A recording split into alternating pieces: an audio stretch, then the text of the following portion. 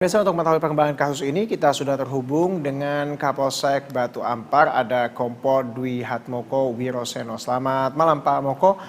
Pak Moko Selamat mungkin bisa malam, Mas dijelaskan Reza. kembali kronologis dari kejadian ini karena kita tahu bersama bahwa pelaku ini marah karena ditegur berisik oleh korban. Apakah memang hanya gara-gara sesimpel itu Pak?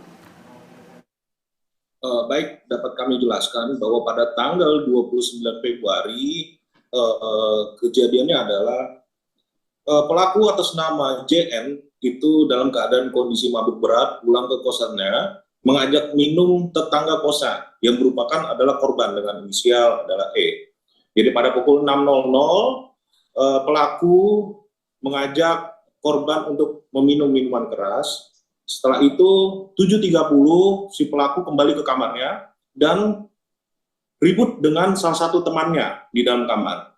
Dikarenakan situasi sudah pagi, jadi dan cukup berisik, jadi korban mengetuk pintu kosannya dan menyatakan bahwa ditegur agar jangan berisik.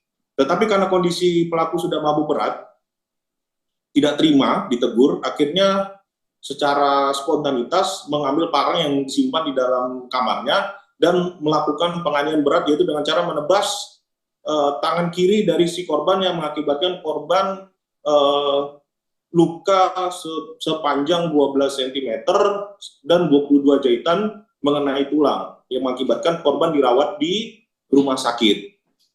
Saat ini pelaku setelah kejadian masih mengejar korban dan korban sempat kabur hingga akhirnya ke rumah sakit.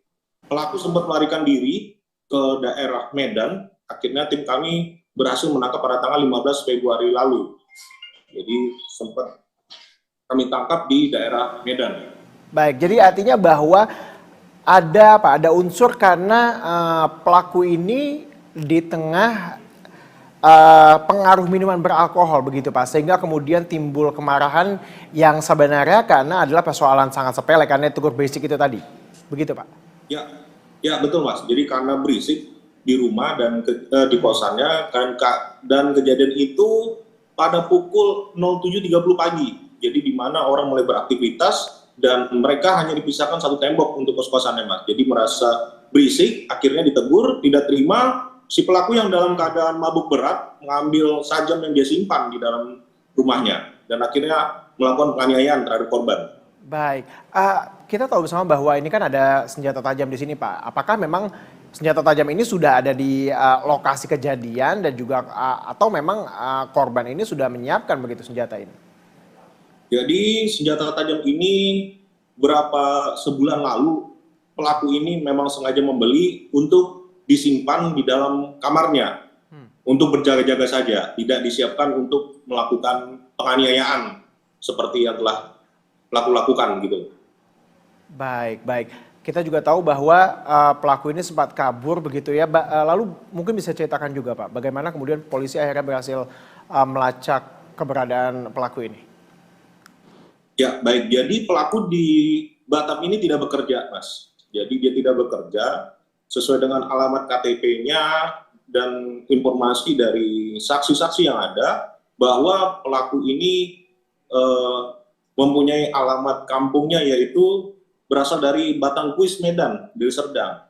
Jadi berdasarkan informasi itu tim kami, opsional kami melakukan penyelidikan sampai dengan ke Medan.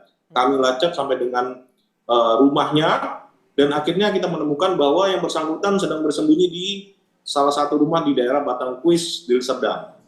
Begitu informasi kami dapat, langsung kami melakukan penangkapan bekerjasama dengan kepolisian setempat dan langsung kami bawa ke Polsek Batu Ampar, Batam. Baik, artinya bahwa pelaku saat ini sudah diamankan. Lalu bagaimana Pak dengan keadaan korban? Apakah sudah membaik dan juga sudah stabil kondisinya mungkin? Karena lukanya cukup parah, Mas, jadi masih dirawat di rumah sakit. Karena lukanya itu sepanjang 12 cm dan 22 jahitan mengenai tulang, jadi sempat dirujuk ke beberapa rumah sakit. Saat ini masih dirawat. Baik, baik. Terima kasih Pak atas informasi dan juga perbincangan singkat kita di Berita Satu Malam. Terima kasih Pak. Terima kasih.